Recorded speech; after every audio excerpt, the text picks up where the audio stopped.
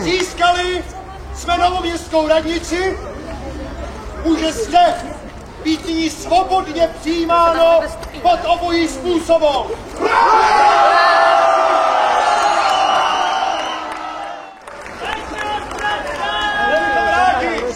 Aby se z tohoto našeho počínání začala být i tradice.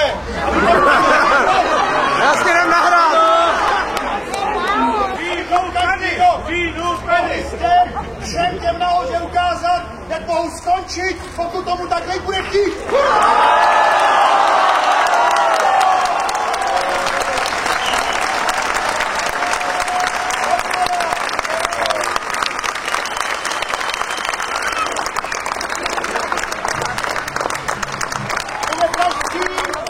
Ještě stále zde na trhu dobytčím můžeš poslouchat i hudbu, jíst a pít to doráčí, pokud si obdržel takovýto lístek, tak naproti v Braunově sklepě máš 10% slevu.